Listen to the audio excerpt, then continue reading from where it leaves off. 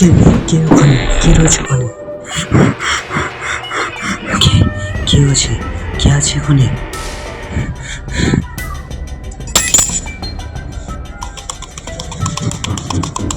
মসজিদ এমনই একটা জায়গা যেখানে মানুষেরা আসে আল্লাহর ইবাদতের জন্য। আজকে আমি এই ভিডিওতে দেখাবো মসজিদে ঘটে যাওয়া কিছু অলৌকিক ঘটনা। তাই ভিডিও স্কিপ না করে সম্পূর্ণ ভিডিও দেখার অনুরোধ রইল। আগে তোমরা এই ভিডিওটা দেখো। একটা মসজিদে এই ইমাম সাহেব তারাবির নামাজ পড়াচ্ছিল।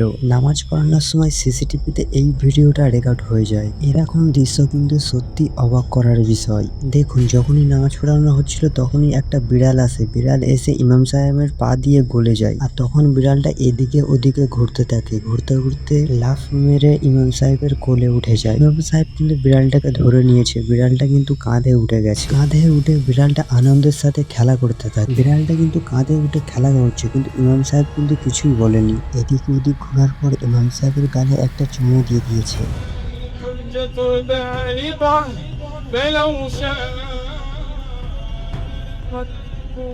ইসলাম ধর্মের নামাজ পড়ার আগে উজু করতে হয়, এটা আমরা সকলেই জানি। এমন কোনো জায়গায় পানি না যদি থাকে তবে তায়াম্মুম করারও নিয়ম রয়েছে। কিছুদিন আগে মসজিদুল হারামে এই দুজন ব্যক্তি উজু করছিল। এই দুজন ব্যক্তি যেখানে দাঁড়িয়ে উজু করছিল সেখানে কিন্তু কল বা কোনো ধরনের পানি পড়ছিল না। তবে এটা কিভাবে সম্ভব? এরা যেখানে দাঁড়িয়ে উজু করছিল সেখানে তো কল বা কোনো ধরনের পানি পড়ার তো কোনো সিস্টেমই নেই। তবে এরা কিভাবে উজু করছিল? সত্যি কিন্তু এটা অবাক করা বিষয়। পথ দিয়ে যাওয়ার সময় যখন এই ব্যক্তি এই দৃশ্যটা দেখে তখনই কিন্তু মোবাইল বার করে সঙ্গে সঙ্গে রেকর্ড করতে থাকে। যখনই রেকর্ডকারী এই দুজনকে আওয়াজ দেয় তখনই কিন্তু এদের দুজনের মধ্যে থেকে একজন চলে যায়। এই লোকটাকে অনেকবার আওয়াজ দেওয়ার পরেও কিন্তু এই লোকটা একবারও সাড়া দেয়নি। তোমরা দেখতেই পাচ্ছ কিভাবে পানি নিয়ে লোকটা পা ধুচ্ছে, কিন্তু এখানে কোনো পানি পড়ছে না। ভিডিওটা তোমরা একবার দেখো।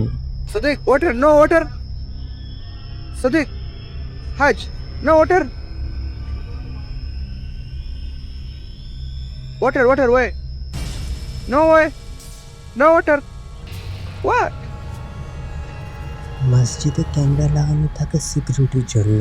এই মসজিদে দেখা যাচ্ছে যে একটা লোক ভেতরে আসছে। প্রথমে সে উজুর স্থানে যে উজু করে আসে। উজু করে আসার পরে লোকটা শুয়ে পড়ে। এই লোকটা মসজিদে এসেছিল মূলত আরাম করার জন্য। লোকটা তো প্রথমে কিছু বুঝতে পারেনি।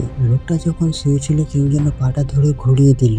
এই লোকটা যখন আসে তখন বাজে দুপুর 2টো। এখানে এমন কিছু আছে যেটা চোখে দেখা তো যাচ্ছে না। তোমরা দেখো যে লোকটাকে কিন্তু আবার কিন্তু ঘুরিয়ে দিয়েছে। তখনও লোকটা কোনো সাড়া পায়নি। তোমরা দেখো যে লোকটার পাটা ধরে কিন্তু ওপরের দিকে তুলে দিয়েছে। লোকটাকে যখন পুরো উল্টে দিয়েছে লোকটার কিন্তু তখন কিন্তু ঘুম ভেঙে গেছে।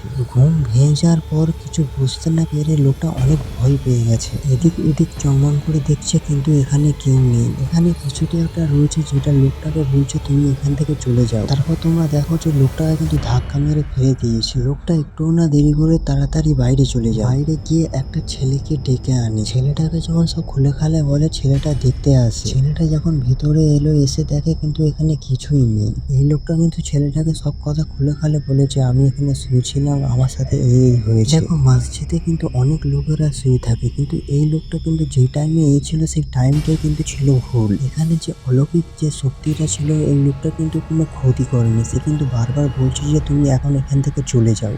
বন্ধুরা, অনেকেরই ঘুমের ঘোরে চলার অভ্যেস তো রয়েছে, আমরা সকলেই জানি। কিন্তু কি হবে কেউ যদি ঘুমের ঘোরে উঠে ভুতুড়ে কাণ্ড করতে থাকে? এই কথাটা শুনে তোমাদের বিশ্বাস হবে না, আমিও জানি।